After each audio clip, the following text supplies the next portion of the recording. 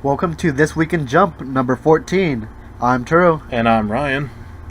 So, with the departure of Hellwarden Higuma, they said we were going to get an extra chapter. It does not look like we'll get it in this issue, or it's only printed in the Japanese Shonen Jump, but it was not on the app or on Viz Media website. In the last chapter, it said July. July's okay. Issue. So we could still expect that. It might not be. Based on the fact that it was included at the end for the Viz, the Jump app. It will probably be included, and they'll probably upload it as a special. It's going to be like an epilogue chapter, and not numbered. So that's why the serialization is done. But this special chapter will be coming out probably on our services, on this Shonen Jump services. Yeah. So with that, there is an open spot. What does Jump do with open spots? It leaves it open for a new series. So get ready for that. But right now, we're going to start off with the bottom of this list. We Never Learn. I also put it pretty low this week on my list as well. Yeah. There really wasn't a lot of character development here. The main focus here was on the teacher, as well as Sensei. Yeah, Kirisu Sensei and Yuiga. And he just happens to tag along with her to look at some apartments. She wanted to move, because she was getting some popularity from the news and all the skating news. Yeah, because the video broke about how she used to be a famous figure skater. Yeah. She wants to move to get away from that for a while, if not indefinitely. So she's looking at a couple of places, and she sees one that it's very reasonably priced. It's very close to... It fits all of her needs. Why? Well, if you to US, it's 20,000 yen, which is only $200 US for a 3-bedroom apartment. That would be really good for an apartment, especially in this area. What's his name? Naruyuki. Okay, nice. That's what I always refer to him as. So, I never use his last name. So Naruyuki goes with her just to make sure everything is safe for her.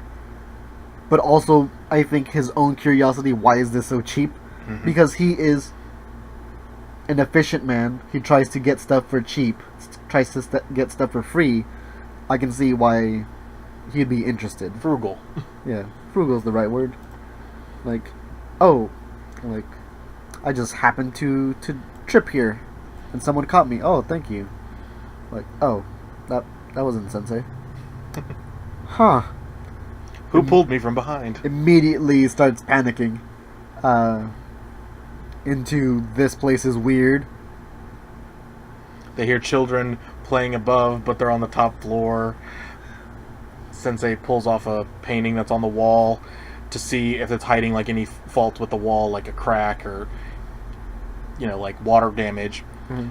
No, it's just a regular painting, but on the back of it is talismans for warding off evil spirits. Yeah. Not normal. Yeah, this place is not fine. This place is not fine. Oh, someone was writing and had a whole bunch of fingerprints on this window. They forgot to clean it. It's no! Looks like a murder scene. Yeah. When the mirror says, "Come this way," towards the mirror, that's crazy. And this puts Naruyuki to his breaking point and actually freaks out and hugs Sensei and is like, "This place is haunted!" And she just goes to the bathroom by herself to consolidate her thoughts. Yeah. But in there she starts having different thoughts of, oh, this is very wide bath tub. Wide enough for two. Wide enough for two, and she thinks of Naruyuki bathing with her.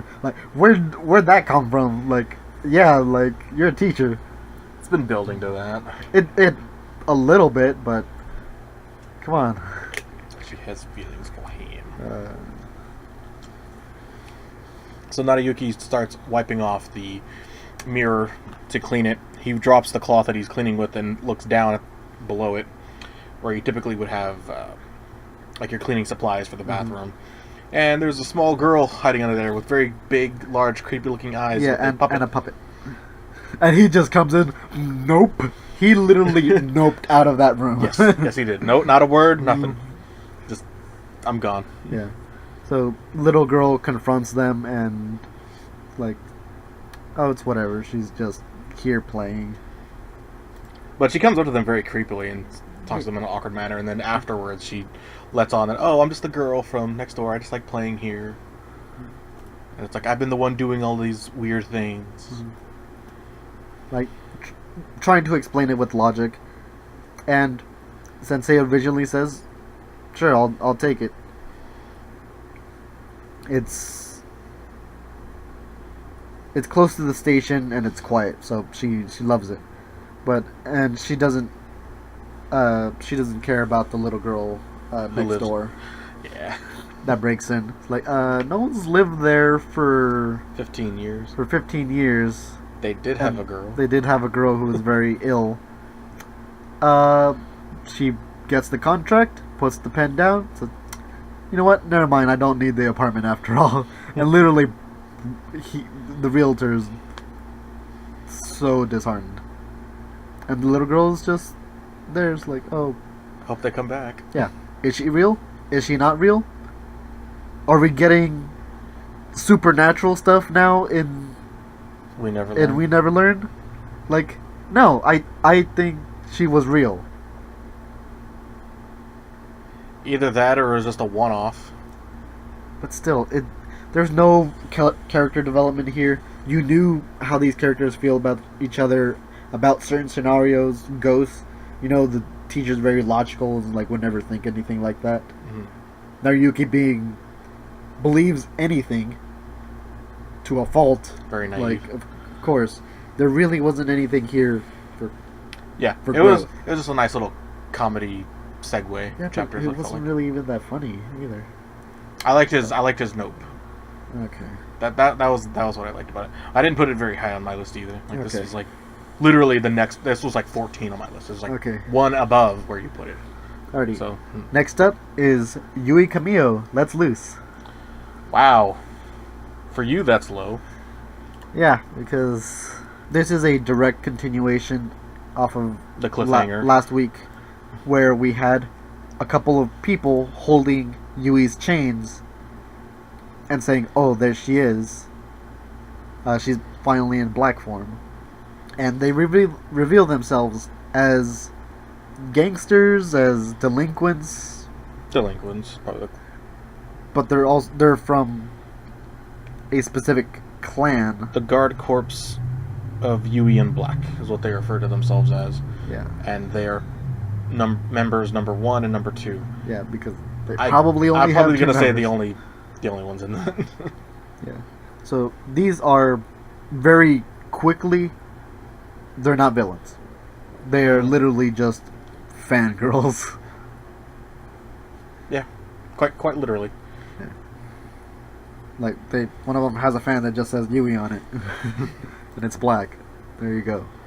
So they've been watching Kito and how he's been dealing with Yui, like keeping her in the white form. Like, no, you need to let the black form be the main form. That's her true self. Mm-hmm. Oh, that's what I called them. I called them ninja stalkers because to get rid of Kito from the picture and only deal with them, they have a contest. Yep. And a knowledge contest. Knowledge contest on Yui, and they're going to instead of fighting like delinquents, no, they're just gonna set up a table and just do a game show. They're just gonna do a game show. Mm-hmm. It was too different than what I was expecting. I think that's you wanted a more battle. I wanted battle, or I wanted just pure comedy. I didn't really like this kind of humor. It's been great. It's been great so far. I've put it very highly past previous weeks. But the game show where they're just literally just asking questions and Yui has to write down answers because she's just going along with it.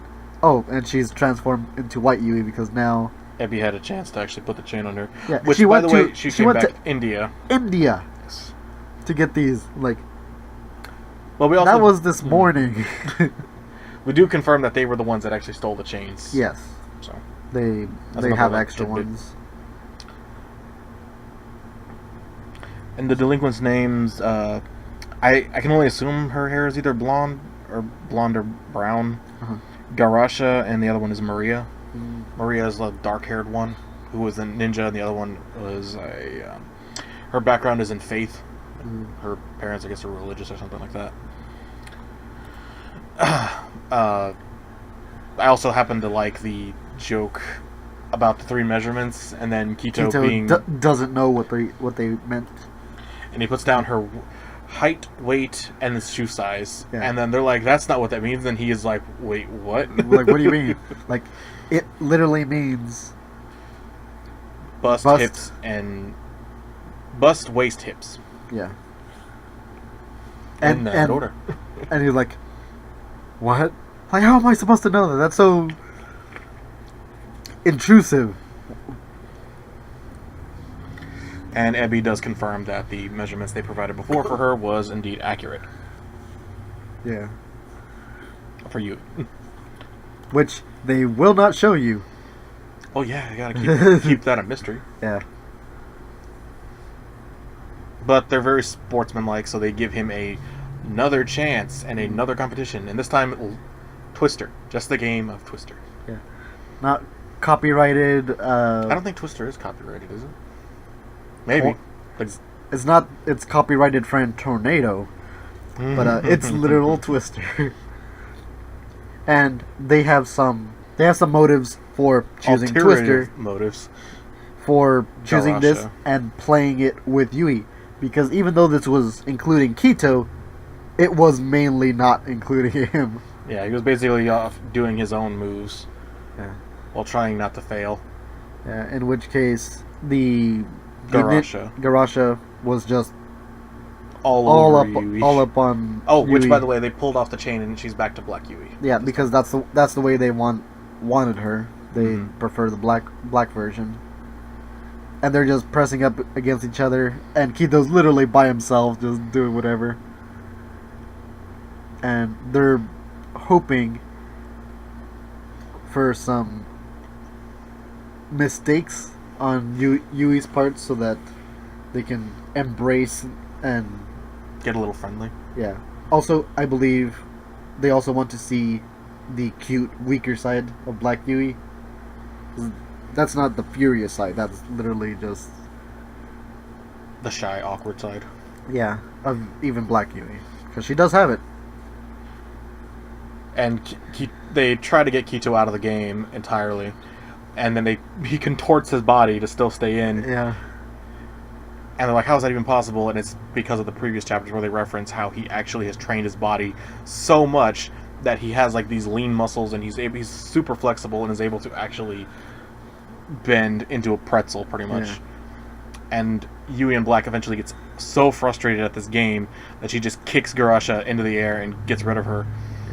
And now that they're defeated, they retreat and they're like, okay, we'll just take a picture and we'll go, but we'll be Yeah. back. And Ebby's like, let me get you all sorted out. Puts in White Yui, like, oh, we'd rather have a picture with Black Yui, but this is fine too. Like Yui's Yui, Yes. which is nice that even they realize Yui is Yui. Doesn't matter, she's still her. Mm-hmm. And Yui just thinks, oh, these are friends. I made 2 new friends. Haha. Yeah, it's nice, but I did not like the game show or really Twister at all. I was hoping for a little more substance, or at least Ebby's side of where she got these from, why other people have these, and what their other uses are. Why would other people have them in a different country? Okay, George R.R. Martin. I want these answers. Slight side note tangent. These are the same type of questions that George R.R. Martin would ask Tolkien, the creator of Lord of the Rings, because he's like, so what happened to the orcs after everything happened? Did they get killed? Did they never attack again? what happened? These are questions that I need to have answered, and I'm just like, that's why I'm in it. So Next up, Yuna and the Haunted Hot Springs. okay, so your bottom list is more or less falling closely in line with mine. Yeah. Just different sequence. Alrighty. So next up, Yuna and the Haunted Hot Springs. Mm. So end of last chapter, we found that I just forgot. Oh, I'm glad I forgot his name. Kogarashi. Kogurashi. Yeah, keeping everything straight is like super So hard. many names. How do you think I feel? I'm reading Slam Dunk right now. I have like new characters introduced. Yeah, like, you every have day. that and IQ to deal with, along with everything else. But Yeah. those main two. So last week we left off with Kogurashi finding a special item that looked like a training scroll in the innkeeper's stuff. But as we know by now, innkeeper stuff always has ulterior motives. So it is actually training. They're actually going to train Kogurashi and Yuna. But the training regimen in this area that they've been teleported to has some unique training regimens. And they're not allowed to leave until they finish. Until they finish training. Yes. So it's a bit lewd. as It's Yuna would body say. massages. Yeah, it's massaging the body. It helps touch different chakra points, pressure points, as some people call them. As well as get the blood flowing, quite Yeah. literally. Which it helps out, especially Circulation. if you're really tired. It helps get rid of cramps very very easily with the help of massage. They have to trust each other to do this, and because Kogurashi says that, oh, like, how can you do this? You're a ghost. How can you even touch? It's because in her previous life she was a powerful spirit Right. power leader. Power wielder, sorry. So hence, whenever she became a ghost, she was able to keep some of those spiritual powers and is able to materialize herself in the living realm and able to actually touch and massage people. Yeah. And Kogurashi, because he's still very young, he has a lot of ideas of what's going on, but he's also still sees her as, a girl, so he's still being awkward and being embarrassed, but he knows he has to stick through it, because if he doesn't, they can't get out. Yeah, And this is also supposed to be training, so he's doing his best, resisting urges and actually training. And he then now he he swaps. has to massage her. like, oh, I can't touch you, like yeah, you can. When you can, like, you should be able to do that. Yeah, because he's like slightly upgraded at this point because he was massaged first. If they tried to do it the other way around, it wouldn't have worked.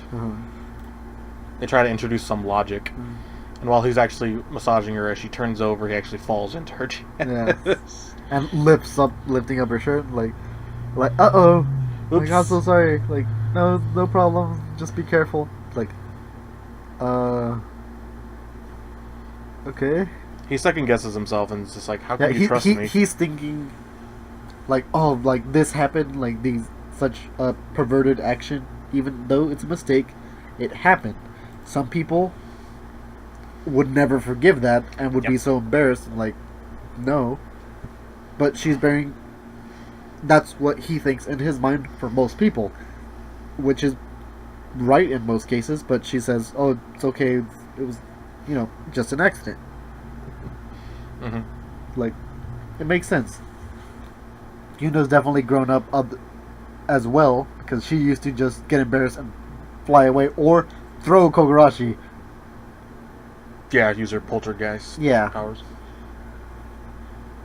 We're like, okay. Some training gets done. But he still does not want to be possessed. Yeah. And then the pair return after the completion of the massage training. Which was most likely a hyperbolic time chamber where it's only been a couple of minutes inside. Oh yeah, It probably was something like that. And we're gonna find out a little bit about Kogurashi's master, which is just like. Well, remember lady- she actually passed on, Uh-huh. like for like the second time. I don't know how if she can keep coming back or what the deal is. Or I think she was supposed to pass on, and then she actually didn't. But Kogurashi thought that she did. So maybe Yuna is somehow going to be able to get her to come back and train Kogurashi again in like the next chapter. Okay. We'll see. That's what I'm speculating. We'll see. Next up, My Hero Academia. Huh. This chapter read very quickly. Yes, it very did. quickly. I'm not sure if it just had less. It was about 13 pages. 13 I think, pages? Or 13 or 15. Okay, Most of the action series are like that right now. but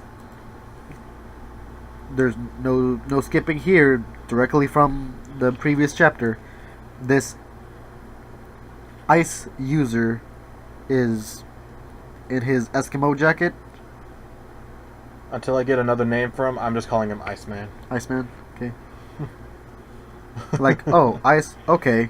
And for all of you conspiracy theorists out there thinking Dabi is one of Endeavor's sons, that he has pure fire abilities, he detests his other family members who have ice abilities, here you go. There's another thing you can add to all of that. Because when their powers clash, it just looks just like that. Just like if Todoroki was in the middle and shot out both sides.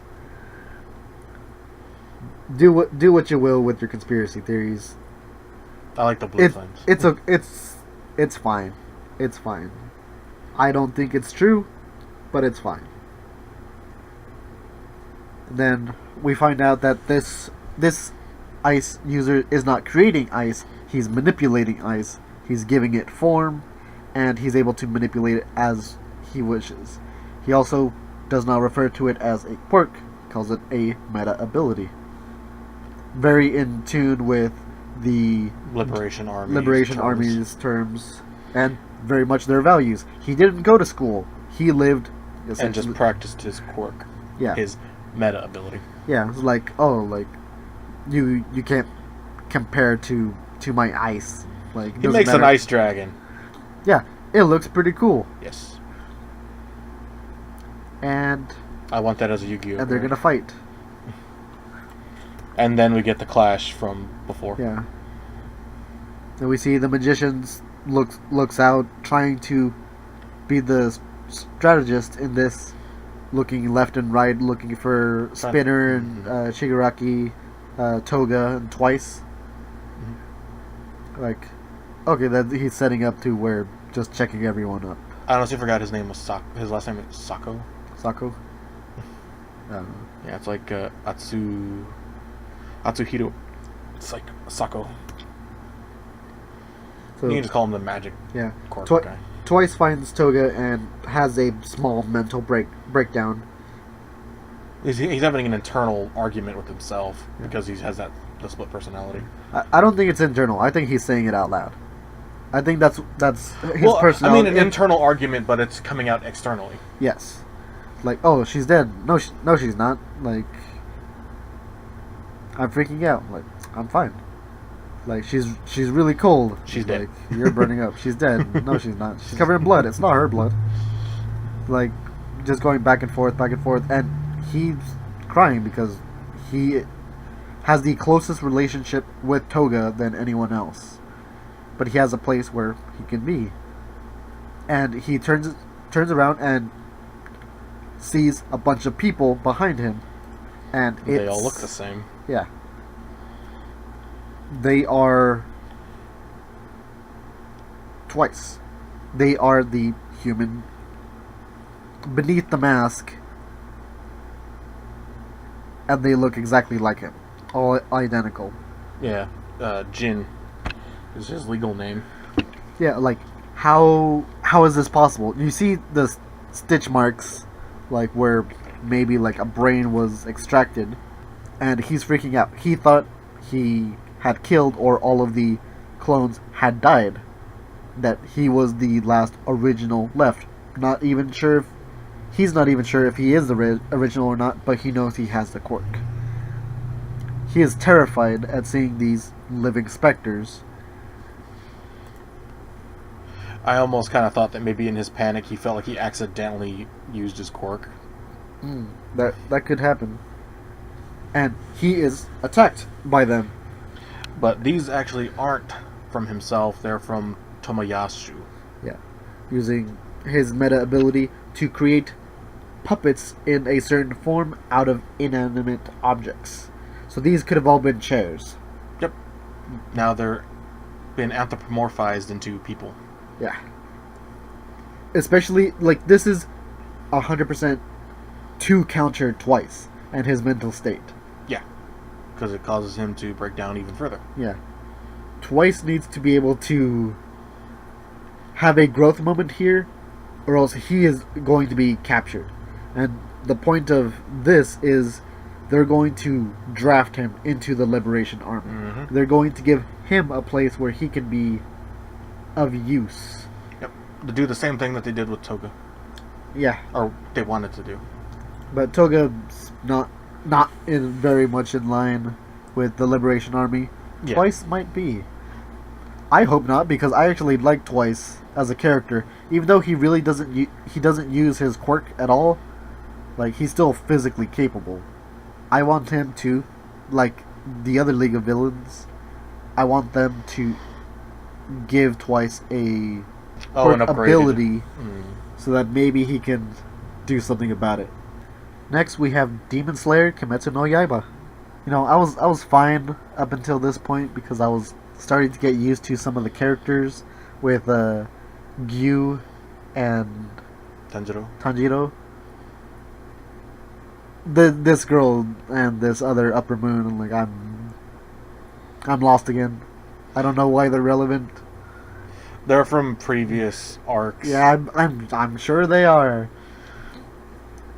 If this was our first time seeing like both those characters, yeah, I'm pretty sure this would be confusing and or like I'm like, I don't really care as much. What I found out is Kanao is fighting one of the Upper Moons. Yep. And he's a lot stronger than the infants she's been fighting up until now. She needs to fight at the upper peak of her abilities, or else she's going to die. Also, this person seems to have killed a lot of her family. Am I getting that correct? It's who she perceived to be like her sister, the other pillar. The thing about her is she has fantastic reaction time. With her reaction time being so quick, she's able to release a lot of attacks all at once. And a lot of her forms are multi hit and maneuverability for her reactions. She's able to gauge with her eyes. Yeah, she's able to look at like hit right before you make the movement. She's able to see and predict what he's going to do based on very little movement. Like he moves his shoulder a certain way, and she's able to follow it and then determine where the rest of his hand is going to go. Not to the point where Tanjiro is, but she might be able to see a certain version of the Hidden Realm? The Clear. Oh, they introduced it. I think it was the Clear Realm. Clear Realm? Could be wrong. But she's essentially doing the same thing. Like, I'm seeing where you're going to be moving, but for Tanjiro, he was able to see that in such a slow motion state that he can put himself in the best position immediately. Yeah, his was like a next level type thing. This is like her evolving and maybe eventually climbing to that tier while she's in this fight. Because she hasn't even produced the marks on her body yet. This is still like just her at her base level. Yeah. So she's going at it back and forth. But he's, I think, getting used to her. Yeah, because he's basically targeting her eyes, and since his abilities are eye-spaced, he's able to affect them. And she has to actually close her eyes, otherwise they'll freeze with most of his techniques. And then he eventually pulls out a large area attack of ice. And then he disappears. Yeah. Because he stole her sword. Yeah.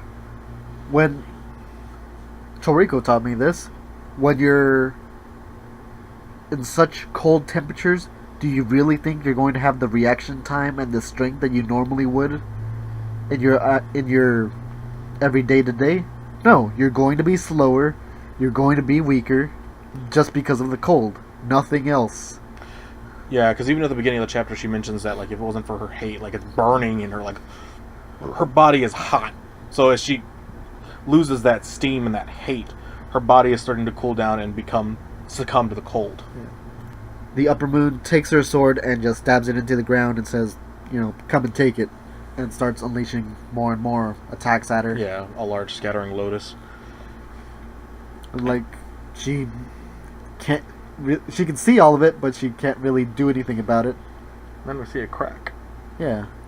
And it's from above. Yeah, it's this guy. I don't know who he is, but I know of him because of the Tanjiro chapters. Inosuke. And he comes down from the roof, and she's surprised as well. And he uses his breath to decimate the AoE that was supposed to kill her. Yeah, his crazy cutting technique. Yeah. So let's fight. It was a good chapter. I did enjoy it. That'll wrap up This Week in Jump, Part 1.